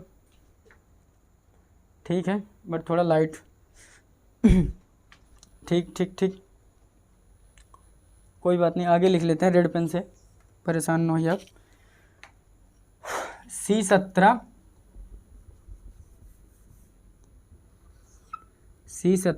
H35 COONA, ये मिलेगा आपको, ये मिलेगा, प्लस ग्लिसरील, ये ग्लिसरॉल मिलेगा, CH2OH CHOH CH2OH, ये पूरा क्या है, ये ग्लिसरॉल है, ग्लिसरिक एसिड, ये ग्लिसरॉल, ग्लिसरिक एसिड, जैसे जिसको नहीं दिख रहा है तो ये मेंशन नाम है, नीचे आप लिख लेंगे ग्लिसरॉल, ग्लिसरॉल। सोडियम, ये पार्ट आपको अलग मिल जाएगा, ये अलग मिल जाएगा। अच्छा, ये यहाँ पे अगर वहाँ नहीं दिख रहा है तो ये स्प्लिटिंग है, ये H में टूटा है और इसको मैंने O या N में तोड़ा है, किसमें, O या N में, इसको H में तोड़ा, ये रिएक्शन मतलब सबकी स्प्लिटिंग हुई, सारे बॉन्ड की, OC बॉन्ड की, इधर H दिया, इधर O या N दिया, ठीक है। जनरली HOH में आप तोड़ते हैं, लेकिन यहाँ पे डायरेक्ट आप ONA दे दीजिए, रेड अगर वो मार्कर नहीं दिख रहा तो इससे दिख रहा है, ये रिएक्शन बनी आपकी C17H35 CONA plus CH2H CHOH CH2H, यानी ग्लिसरील या ग्लिसरॉल, ठीक है। सोडियम स्टीरेट मिल गया, हाँ, उसका नाम क्या पड़ जाएगा, sodium stearate, sodium stearate, sodium stearate, बस sodium stearate plus glyceric acid. अच्छा एक चीज़ याद रखिए, sodium stearate plus glyceric acid, इसको दोनों को मिला के क्या कहते हैं? सरपेंटले। क्या? स्पेंटले, सरपेंटले नहीं, स्पेंटले। आप ऐसे याद कर लो, ये पूरा ब्रैकेट में स्पेंटले। ठीक है, किससे? ग्लिसरॉल को कैसे अलग करते हैं? इसे क्या कहते हैं? अभी लिखवा देता हूँ, स्पेंटले, LYE, SPENTLYE, दोनों को, मतलब sodium stearate plus glyceric acid दोनों को मिला को कहते हैं। ये रही आपकी सैपोनिफिकेशन की रिएक्शन जो आपके एनसीईआरटी में दी हुई है साफ साफ, इसी से कुछ भी पूछ सकता है। ठीक है, मिक्सचर ऑफ सोडियम स्टीयरेट, अब इसे अब देखिए स्टेटमेंट में लिखा सकते हैं, लेकिन आप लिख लीजिए, mixture of sodium stearate plus glyceric acid is known as a spent lye and glyceric acid is obtained by किसके थ्रू इसको ऑब्टेन किया जाता है, या कौन सा मेथड होता है प्यूरिफिकेशन में? तो आप उसको लिखेंगे रिड्यूस्ड प्रेशर डिस्टिलेशन। जेईई में पूछा गया क्वेश्चन, जेईई में क्या क्वेश्चन पूछा गया देखिए, ग्लिसरॉल इज ऑब्टेन, या ग्लिसरॉल को ऑब्टेन करेंगे, यहाँ से प्यूरिफाई करेंगे, glycerol is obtain reduced pressure distillation, reduced pressure distillation. ये जेई का क्वेश्चन है, जेईई। ठीक है, और वो क्वेश्चन आप याद रखिए, स्पेंडले कहते हैं, spent lye, glyceric acid plus sodium stearate को स्पेंडले कहते हैं, इसके मिक्सचर को, दोनों के मिक्सचर जो बना उसको स्पेंडले कहते हैं एक भाषा में। Glycerol glycerol is obtained by reduce pressure distillation, reduce pressure distillation से आप इसको निकाल सकते हैं साल्ट ऑफ। ठीक है, ये तो जनरल जीके की बात है कि salt of potassium is more soft than salt of sodium. भाई जो सोप होगी, soaps are sodium and potassium salt of long chain of fatty acid. क्या बताता है? सोप्स आर, फिर से सुनिए, I am repeating, soap are salt of potassium or sodium, soap are sodium और potassium salt of long chain of fatty acid. Fatty acid में क्या हो सकता है? सोपा की ट्रिक बताई आपकी, stearic acid, oleic acid, palmitic acid, इनके साथ हो सकती है। लेकिन सोडियम और पोटेशियम साल्ट में कंपेयर किया जाए कि बेटर कौन सा, तो potassium salt are more soft या सॉफ्ट है देन सोडियम साल्ट। इसलिए जो अच्छी सोप होंगी, अभी कई सारे कई टाइप की सोप दिखा, मतलब है, लिखा है, मतलब देखो जानना बहुत ज़रूरी नहीं, लेकिन इस में नाम मेंशन है और उसके बारे में बहुत ज़्यादा डिटेल में नहीं पढ़ना। जैसे लिखा है toilet soap, transparent soap, saving soaps, कई सारी टाइप की सोप्स है ना। तो जो बेटर क्वालिटी की सोप होंगी उसमें पोटेशियम साल्ट होगा, ना कि सोडियम साल्ट। तो सोडियम साल्ट आर, ये लिख लीजिए आप, पॉइंट बना के, नोट बना के कहीं भी लिख सकते हैं, potassium salt are soft than potassium salt are soft than sodium salt. यानी जो पोटेशियम साल्ट से सोप बनेगी वो ज़्यादा सॉफ्ट होगी देन आपके किसके, देन सोडियम साल्ट से। ये स्टार नोट्स बनाना है आपको। स्पेंटले किसे कहते हैं उसका नोट्स बनाना है। स्पेंटले इसके पूरे मिक्सचर कहते हैं। इसमें से ग्लिसरिक एसिड कैसे निकलेगी आप ऑब्टेन करेंगे रिड्यूस प्रेशर डिस्टिलेशन से। कुछ लोग और भी इसका दूसरा मेथड बता दें, वो आपको नहीं जानना है, ठीक है। ये स्टार बना लीजिए, ये स्पेंटले कहती है, थोड़ा सा बाहर का हो सकता है। बाकी ये आपकी पूरी रिएक्शन दी हुई है किसमें, आपकी एनसीईआरटी में दी हुई है सैपोनिफिकेशन के नाम से। ये पूरी रिएक्शन खत्म होगी। अब टाइप्स ऑफ सोप लिखाना है तो टाइप्स ऑफ सोप कई तरह के हो सकते हैं। टॉयलेट सोप हो सकते हैं, आपके फ्लोटिंग सोप हो सकते हैं, ट्रांसपेरेंट सोप हो सकते हैं, ठीक है। सेविंग सोप अलग हो सकते हैं। बस सेविंग सोप जानिए उसमें ग्लिसरॉल होता है ताकि वो ड्राई ना हो, इसलिए बचाता है, टू प्रिवेंट फ्रॉम ड्राइंग, सूखने से। रब करें, आइए देखते हैं।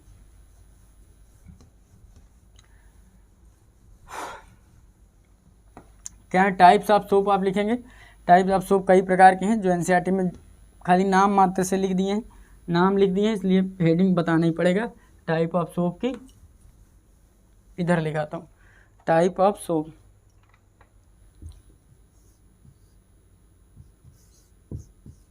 टाइप ऑफ सोप कई प्रकार की सोप है। टॉयलेट सोप टॉयलेट में यूज होती, टॉयलेट सोप नाम बता रहा है, ज़्यादा कुछ नहीं पढ़ना। Toilet soap, transparent soap, glycerine वगैरह वो देखते हैं आप लोग, पियर्स, ट्रांसपेरेंट सोप है। जो अच्छी किस्म की सोप है वो पोटेशियम साल्ट से मिलकर बनी होगी। टॉयलेट सोप, ट्रांसपेरेंट सोप, ठीक है, सेविंग सोप। सेविंग सोप के अंदर क्या पढ़ना है आपको, SOAP, ठीक है। इसके अंदर क्या होता है, ग्लिसरॉल होता है। क्या होता है, ग्लिसरॉल, जो किससे प्रिवेंट करता है, प्रिवेंट फ्रॉम ड्राइंग, क्योंकि आप जब दाढ़ी सेव कर रहे हो तो उसमें ड्राई अगर हो गया तो प्रॉब्लम हो सकती है, उसको ड्राई होने से बचाता है। कौन, सेविंग सोप। क्या होता है उसके अंदर, ग्लिसरॉल होता है। बस ये आपको याद रखना है। तो toilet soap, transparent soap, saving soap, ये सारी चीज़ें आपकी कंप्लीट हो गई। बहुत सारी हैं, floating soap, medicated soap. Floating इधर लिख लो, नहीं जगह है, इधर लिखता हूँ। Floating soap, floating soap, medicated soap, generally medical condition के बाद जो यूज होती है मेडिकेटेड सोप होती हैं।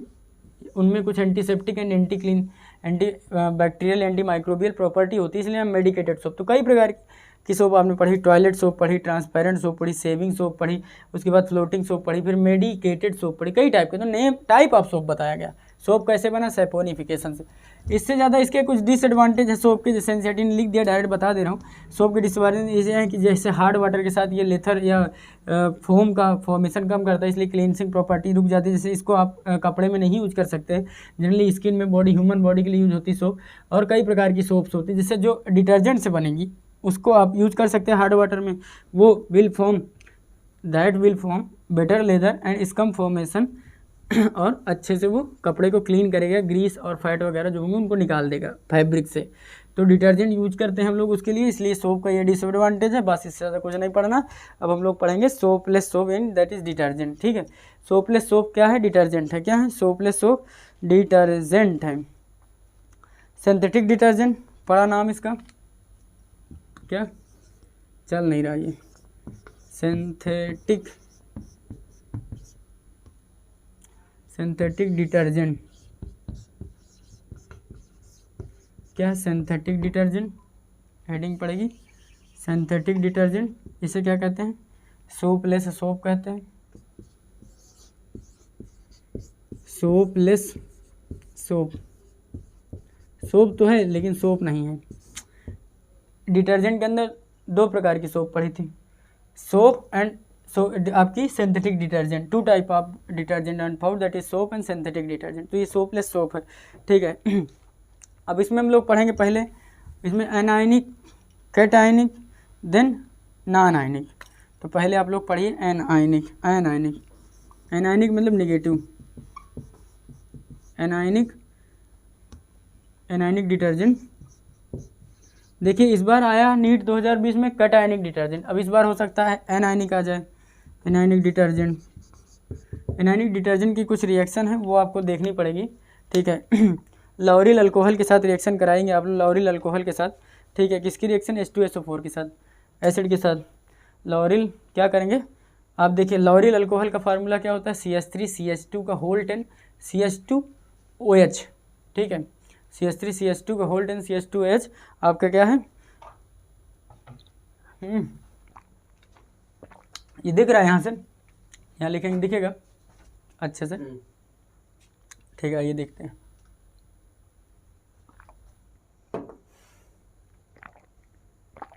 और शिफ्ट कर दें ऊपर, क्योंकि यहाँ नीचे लिखना पड़ेगा मुझे, ठीक है। रुको, सिंथेटिक डिटर्जेंट आप हेडिंग डालें, सोपलेस सोप कहते हैं। ये एनायनिक डिटर्जेंट को ऊपर शिफ्ट करो खटाक से, बहुत कम टाइम लगे, परेशान ना हो। ANIONIC, एनायनिक डिटर्जेंट, ठीक है। 3 टाइप पर है, एनायनिक, कैटायनिक और नॉन आयनिक। ठीक, गुड, नॉन आयनिक डिटर्जेंट, ठीक है। देखिए एनायनिक यानी निगेटिव पार्ट होगा, क्या जो एक्शन प्रॉपर्टी में होगा वो निगेटिव पार्ट होगा, यानी सफाई में जो काम करेगा, क्लींसिंग प्रॉपर्टी वर्क करेगा वो एनायनिक पार्ट करेगा, ठीक है। उसमें क्या है, आपको लॉरिल अल्कोहल लीजिए, रिएक्शन कराइए लॉरिल अल्कोहल के साथ। लॉरिल अल्कोहल क्या है, CH3CH2 का होल 10 CH2OH, OH को ऐसे लगाना था ना, नहीं तो फिर आप CH211 कर देते, OH हो जाता, CH3CH2। ये लॉरिल अल्कोहल है, क्या है, लॉरिल अल्कोहल प्लस इसकी रिएक्शन कराना है आपको H2SO4 से, किससे, H2SO4 से, सल्फ्यूरिक एसिड से। अच्छा बच्चा, मैं H2SO4 का ऐसे नहीं लिख सकता हूँ, इसे देखो OH लिख दिया, SO3H लिख दिया, क्या बुराई है? बिल्कुल आप कहेंगे लिख सकते हैं सर H2, देखिए H2SO4, 3 1 4, मतलब पूरा वही फार्मूला है, बढ़ घट ना जाए भाई, ऐसा लिखा है कि समझ रहे हो। इसको तोड़ने का क्या कारण है अब आप समझ पाएंगे। देखिए इसको तोड़ने का कारण था आप पानी निकालना, इसका H और इसको OH, पानी निकाल दिए, पानी निकाल दिए तो क्या बचा बच्चा, क्या बचा? देखो इधर बचा क्या, ये बचा CH3CH2 होल 10 CH2O SO3H, क्या CH3CH2, पहले उसको ऐसे लिख लो, CH3CH2 का होल 10 एज इट इज़ है, CH2O एज इट इज़ है, CH2O, फिर ये वाला पार्ट देखो O है SO3H, क्या इसमें चिपका दो SO3H, बस SO3H। अब इसकी फर्दर रिएक्शन NaOH से करानी पड़ेगी, यानी वहाँ से उठाओ NaOH से कराओ, देखो क्या बनता है अभी। ठीक है, तुरंत दिखाता हूँ मैं आपको। लॉरिल हाइड्रोजन सल्फेट बना ना, लॉरिल हाइड्रोजन सल्फेट, ये क्या बना? Lauryl hydrogen sulphate, lauryl hydrogen sulphate, lauryl hydrogen sulphate की रिएक्शन आप NaOH से करा दीजिए। किससे? NaOH से। मैं अब इसको यहाँ नहीं लिख रहा हूँ, इसी को इधर घुमा रहा हूँ, देखिए आप इसकी रिएक्शन इधर से कराइए, किससे? NaOH से, ठीक है, NaOH से, किससे? NaOH से। तो उसका H जाएगा और इसका OH जाएगा, HOH जाएंगे, Na पॉजिटिव बचेगा, ठीक है, NaOH से ही कराया, ठीक है, NaOH से कराया, इसका OH जाएगा, उसका SO3 का H जाएगा, कैसे? ये वाला, ये OH इसके साथ H निकाल देगा पानी बन के। अब क्या बचेगा देखो, चिपका दो, देखना CH3CH2 का होल 10, देखना अब CH2O Na, O negative Na positive, बस ये कटायनिक पार्ट हो गया। This is cationic part and this will action, काम जो डिटर्जेंट का काम यही नेगेटिव पार्ट करेगा, इसीलिए इसका नाम पड़ा कैटायनिक डिटर्जेंट। क्या पड़ा नाम? Cationic detergent. क्या पड़ा नाम? Cationic detergent. Sodium lauryl sulphate, sodium lauryl sulphate. तो पूछे आपसे अगर डायरेक्ट नाम लिखा हो सोडियम लॉरिल सल्फेट तो आप लगाएंगे this is a anionic detergent, sodium lauryl sulphate. Sodium lauryl sulphate कैसा पार्ट है? एनायनिक पार्ट है। कैसा? एनायनिक डिटर्जेंट, यानी एनायनिक पार्ट है इसमें डिटर्जेंट के अंदर, ये पार्ट पूरा, ये देखो, ये यहाँ से आपके यहाँ तक, ये सोडियम लॉरिल सल्फेट ये आपका बन गया क्या? एनायनिक डिटर्जेंट बन गया कंप्लीट। ठीक है, बस खत्म, इससे ज़्यादा नहीं पूछेगा। लॉरिल अल्कोहल की रिएक्शन H2SO4 के प्रेजेंस में करा, लॉरिल हाइड्रोजन सल्फेट बना, फिर NOH से रिएक्शन करा दिया, सोडियम लॉरिल सल्फेट बना, जो इसका एनायनिक पार्ट है, यही क्लींसिंग एक्शन या क्लींसिंग एजेंट में काम करेगा। ठीक है, डिटर्जेंट के अंदर। अब हम लोग एक कैटायनिक डिटर्जेंट पढ़ेंगे, फिर उसके बाद नॉन आयनिक। हाँ, अब इसके बाद आप जो इसका एग्जाम्पल लिख लीजिए, बहुत सारे हाउस होल्ड में वर्क में यूज होता है। इसका यूज क्या है? इसका यूज है हाउस होल्ड वर्क यूज। देखिए बहुत सारे हाउस होल्ड में लिखा है, NCERT लिखती है हाउस होल्ड। भाई आप केमिस्ट्री इन एवरीडे लाइफ पढ़ रहे हैं, यानी डे टू डे लाइफ में जब आप केमिस्ट्री को यूज कर रहे हैं, केमिस्ट्री के प्रोडक्ट या और उसकी चीज़ें यूज कर रहे हैं, एप्लीकेशन मैकेनिज्म को, उसे क्यों कहते हैं भाई केमिस्ट्री इन एवरीडे लाइफ। तो हाउस होल्ड में यू वर्क होता है। और आप एक चीज़ जान के चौंकिएगा मत, जो आपका टूथपेस्ट होता है उसमें भी एनायनिक डिटर्जेंट होता है। क्या? Toothpaste, ingredient of toothpaste, NCERT लिखती है टूथपेस्ट। अगर स्टेटमेंट में आ गया ऐसा क्वेश्चन तो आपको लगेगा नहीं ये गलत है, आप गलत मारोगे, आंसर नहीं आ पाएगा। तो टूथपेस्ट और हाउस होल्ड में यूज होते हैं anionic detergent. Cationic detergent shampoo, जो आपका हेयर कंडीशनर शैम्पू है वो कैटायनिक का एग्जाम्पल है। नॉन आयनिक का लिक्विड डिश वॉशिंग, जिससे आप बर्तन धुलते हैं, लिक्विड डिश वॉशिंग, वो आपका है नॉन आयनिक, यानी उसमें कोई आयनिक पार्ट नहीं, ना कैटायन है ना एनायन है, वो नॉन आयनिक, इसलिए नॉन आयनिक नाम पड़ा। तो पहले एनायनिक देख लिया, अब कैटायनिक देख लीजिए। कैटायनिक देख लीजिए, quaternary ammonium salt of amine with acetate chloride और ब्रोमाइड, ये क्या होते हैं? कैटायनिक डिटर्जेंट होते हैं। क्या होते हैं? Cationic detergent. देखिए यहाँ पे एनायनिक जगह कैटायनिक लिखना है, यानी पॉजिटिव वाला कैटायनिक डिटर्जेंट। यही क्वेश्चन आया था आपके नीट 2020 में, लिख लो पूरा यार। कैटायनिक डिटर्जेंट ये क्या होगा? क्वाटरनरी अमोनियम साल्ट ऑफ अमीन, यानी अमोनियम के क्वाटरनरी प्रोडक्ट से आप कुछ मेथिल ग्रुप वगैरह लगा के, निगेटिव पार्ट लगा के ब्रोमाइड, एसीटेट, क्लोराइड बना सकते हैं। ठीक है, तो एनसीईआरटी से साफ साफ लिखती है, ये तो उसका यूज़ था, ऐसा साफ साफ लिखती है quaternary salt of ammonium with amine. क्या लिखती है? क्वाटरनरी अमोनियम साल्ट, देखिए quaternary ammonium salt, quaternary ammonium salt of amines with, इसके साथ जरूरी नहीं ब्रोमाइड हो, विथ, बिल्कुल confuse, cetyl trimethyl ammonium bromide, ammonium acetate, ammonium chloride, सारे कैसे होंगे? कैटायनिक होंगे। वो तो सौभाग्य की बात है, ब्रोमाइड की स्ट्रक्चर दे दिया और एनसीईआरटी यही डायरेक्ट क्वेश्चन पूछती है, सेटिल ट्राईमिथिल अमोनियम ब्रोमाइड, लेकिन लिखती है स्टेटमेंट में quaternary ammonium salt of amines with acetate, chloride,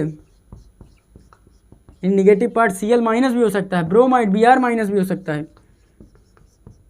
लकीर के फकीर नहीं बनना आपको, कैसे बनता है दिखाता हूँ। नाइट्रोजन क्वाटरनरी वैलेंसी,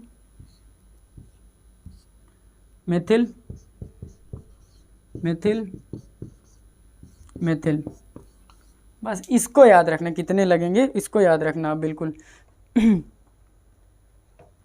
कहाँ दूसरा पेन से बना, इसको याद रखना, CH3 CH2 का होल 15, ये कैसा होगा? पूरा ये स्फेयर पॉजिटिव में आएगा। देखिए अमोनियम क्वाटरनरी बन गया, प्लस अब इसमें से कोई आप उठा लीजिए, एसीटेट, क्लोराइड, ब्रोमाइड, यहाँ Br माइनस लिख देते हूँ, negative part bromine minus, Br minus, तो ये क्या बना? Cetyl trimethyl ammonium bromide. क्या बना? Cetyl trimethyl ammonium bromide. इसका नाम लिखिए, नाम होगा सेटिल ट्राईमिथिल, देखिए 3 मेथिल लगा है, सेटिल ट्राईमिथिल अमोनियम, ये पूरा अमोनियम से, settle trimethyl ammonium, Br minus से ब्रोमाइड। आप स्ट्रक्चर वाइज भी पूछे तब भी बता देंगे। नीट 2020 कब? नीट 2020 यही क्वेश्चन आया था। देखिए आप एनसीईआरटी की खूबसूरती, 2020 में सीधा यही क्वेश्चन पूछा, और 2000 एक बार और पूछ, 2004 या 14 के आसपास क्वाटरनरी वाला पूछा, विच of the following anion will give cationic detergent. भाई जो कैटायनिक पार्ट होगा वही कैटायन ना देगा। दूसरी तरह से क्वेश्चन पूछा था कि कैटायनिक पार्ट कौन देगा, तो सेटिल ट्राईमिथिल अमोनियम ब्रोमाइड। ठीक है, वही क्वेश्चन था, सीधा सीधा था। कब पूछा गया था देख के बता रहा हूँ आपके इधर सन 2020 में, फिर 2004 में, हाँ 2020 में, 2004 में ऐसे क्वेश्चन पूछा था कि विच of the following will give cationic part of the detergent, जो कैटायनिक होगा वही ना देगा। तो settle trimethyl ammonium bromide, NEET 2020 में सीधा मिले, विच of the following cationic detergent, नाम में पूछ लिया था सेटिल ट्राईमिथिल अमोनियम ब्रोमाइड, इसी स्टेटमेंट में लिखा हुआ था। स्ट्रक्चर आ जाए मान लो, ये लगा देना, एनायनिक डिटर्जेंट आ जाए वो लगा देना। अभी मैं आपको पढ़ाऊंगा एक नॉन आयनिक, इसका यूज देख लीजिए। इसका यूज है आपका, इसका यूज क्या होगा, बस ख़त्म होने वाला है, बस ख़त्म होने वाला है, 5 मिनट की क्लास और बची है। यूज क्या है, इसको किस में यूज करते हैं आप लोग अपने डे टू डे लाइफ में देखते हैं, जब आप शैम्पू यूज करते हैं, शैम्पू बिल्कुल यूज करते होंगे शैम्पू। इसे और क्या कहते हैं, हेयर कंडीशनर कहते हैं ना, हेयर कंडीशनर कहते हैं। ये हेयर कंडीशनर जो है ये आपका कैटायनिक डिटर्जेंट है। बस 5 मिनट और। कैटायनिक डिटर्जेंट कैसे होते हैं, शैम्पू या हेयर कंडीशनर होते हैं आपके, इसी का यूज है। हेयर कंडीशनर शैम्पू में क्या है, कैटायनिक डिटर्जेंट का यूज है। बस खत्म, इससे ज़्यादा और कुछ नहीं। यूज पूछ लेगा तो भी अब बता दोगे। अब एक नॉन आयनिक बचा है, इसको देख लो एक बार अच्छे से, कुछ भी करो यार, स्क्रीनशॉट। अब non ionic, not contain any ions, stearic acid plus PEG polyethylene glycol का बना होता है। पेग पेग पेग पेग मार हटाओ जल्दी से, चलें। Stearic acid plus polyethylene glycol, stearic acid कौन सा, नॉन आयनिक, हेडिंग डालिए non ionic, non ionic. Non ionic detergent किसका बना होगा, आपका स्टीयरिक एसिड प्लस PEG, सब रब कर दे रहे हैं। स्टीयरिक एसिड चल ही नहीं रहा यार, stearic acid plus PEG polyethylene glycol. क्या है ये स्ट्रक्चर, आप लोगों ने देख लिया इसका, किसका, आपके कैटायनिक पार्ट। तो क्वेश्चन सीधा 2020 में क्या आया था, which of the following is a cationic detergent, cetyl trimethyl ammonium bromide. इस बार आ जाए cetyl trimethyl ammonium bromide, acetate, chloride, कुछ भी आ जाए सब हुआ। ये यूज क्या है, शैम्पू, हेयर कंडीशनर जो यूज करते हैं आप लोग, किसका एग्जाम्पल है, कैटायनिक डिटर्जेंट का। अब नॉन आयनिक में किसका बना, stearic acid plus PEG polyethylene glycol, पूरा फुल फॉर्म लिखिए, polyethylene glycol PEG। Non ionic contain not any anionic और कैटायनिक पार्ट, ना तो इसमें कैटायनिक होगा ना ही एनायनिक पार्ट होगा।